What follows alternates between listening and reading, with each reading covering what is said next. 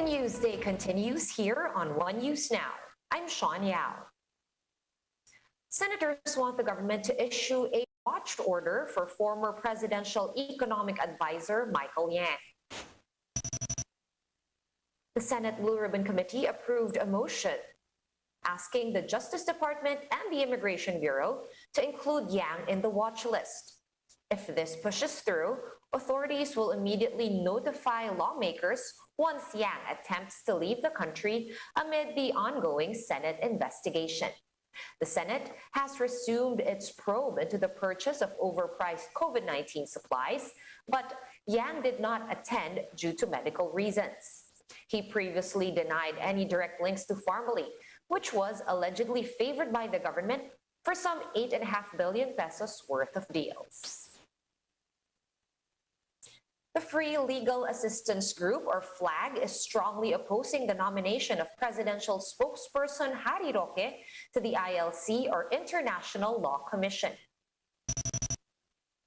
In a letter to the ILC, FLAG Chairman Shel Diokno and other officers said that Roque does not possess the qualifications for a seat in the commission. The letter also states that while Roque taught international law, he is also a political partisan who actively demonstrated contempt for the rule of law and undermined the supremacy of human rights and international law. FLAG also pointed out that Roque defended extrajudicial killings in the administration's war on drugs, at the same time belittling the competence of the ICC, or International Criminal Court, in probing these killings. Roque, who is currently in New York for the nomination, believes that he is qualified for an ILC seat, what with his background in international law. The Health Department reiterates that it has not issued any official recommendation for the use of booster shots against COVID-19. In an advisory, the DOH said expert groups are still discussing the matter. The World Health Organization has called on rich countries to stop the use of booster shots, at least for this year, to allow the vaccination rates of poorer nations to catch up. For his part, vaccine czar Carlito Galvez Jr. said the government has negotiated with 4 different vaccine manufacturers in preparation for the administration of booster shots. And the city government of Davao is scrambling to stop misinformation on vaccines as it battles another surge in COVID-19 cases. Jem Avancenia with the story. The rehabilitation of Tagakpan Public Cemetery in Davao City is now ongoing as authorities anticipate a possible rise in COVID-19 deaths. In a radio interview, Davao City Mayor Sara Duterte said the cemetery has been designated as a mass grave. This weekend, 35 more COVID-related deaths were recorded in the city, bringing the total to 1,312. Ang mass grave is ready. Ang mass grave natin is ready. Aware na rin ng ating operations response cluster. Ang mass grave natin, we have 160 spaces that can accommodate 6 cadavers each. So 960 yung kaya i-accommodate. The city continues to be a hotspot for COVID-19 cases as active cases remain at almost 9,000. The Southern Philippines Medical Center has been overwhelmed with COVID patients. A photo sent to News 5 shows some patients staying in a COVID-19 step-down facility after being discharged from hospitals. One of them is Rudy Danyo, who said most of the patients have recovered but are still under monitoring. Some barangays in Davao City are also facing difficulties due to the delays in transporting COVID patients. Crowded na kasi kaya yung iba nasa bahay na lang. Sa awa naman ng Diyos, survivor na ngayon. Gumaling na lang, di pa nakuha. Pero minomonitor naman namin. Davao City is now ramping up its vaccination drive with city councilors rolling out mobile vaccination efforts for easier access to residents. However, misinformation remains to be biggest obstacle for its smooth implementation. Usually, ma'am, mga fake news, no? Matawa ka sa mga misinformation and na kumakalat. Nandun yung mga sabi-sabi na kung mabakunahan daw, magiging zombie. Iba din ang fear nila na baka yung needle daw aabot na sa buto. Hindi naman. So kailangan paigtingin pa ang education and information sa vaccine. For News 5, Jem Avancenia, we are One News. We're going to pause for a quick break, but we will be back with more stories after that. Keep it here.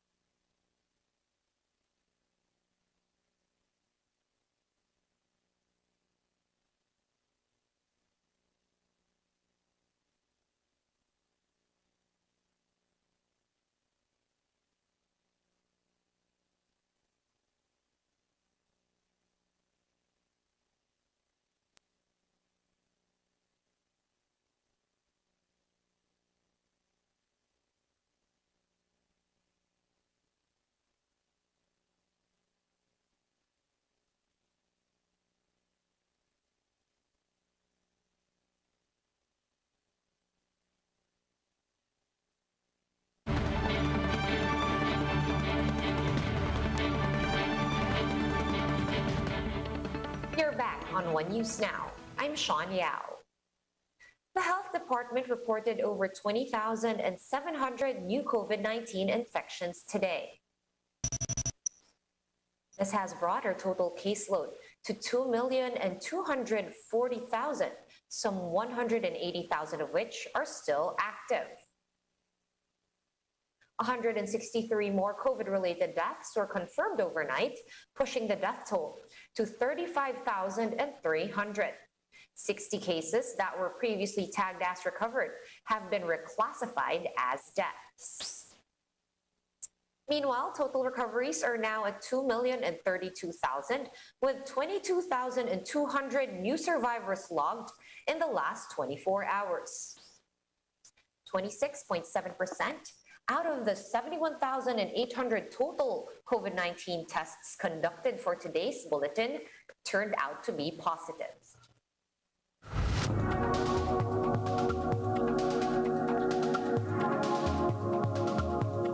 Experts are saying that we still have a long way to go under this pandemic, as more infections are expected in the next half year. Epidemiologist Michael Osterholm discusses that in this Bloomberg Quick Take.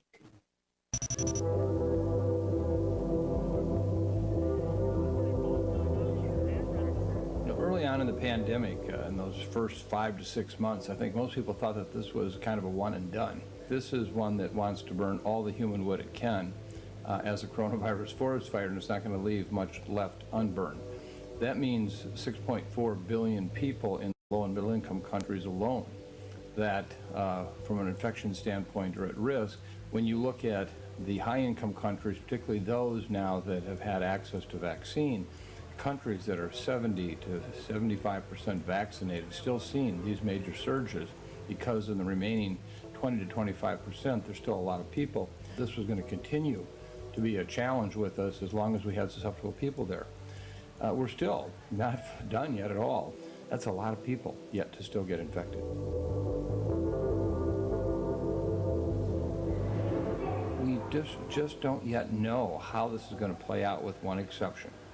This virus will find you if you're not previously vaccinated and protected, or if you've not had natural infection or protected, this virus will find you. It's going to likely take almost all of the world to get infected or vaccinated to have some kind of sense of protection.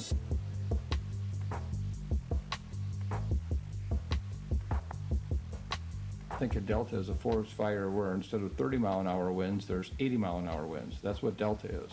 That means it may have just burnt faster, so that in the end, it's still going to be the same size of forest fire, it's just how much it burned.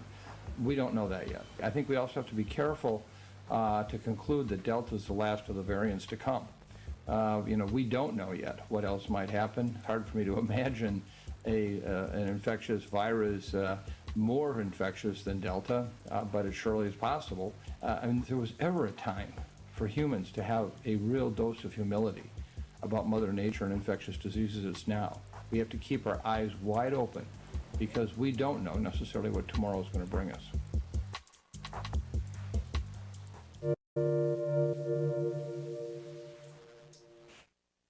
For more updates, visit News 5, The Philippine Star, and Business World online. Visit our website, onenews.ph, for more in-depth analysis. You can also catch One News on the Signal Play app. Register for a free account at www.signalplay.com and stream One News live anytime, anywhere. Masks on, wash hands, and stay safe, Philippines. I'm Sean Yao. We are One News.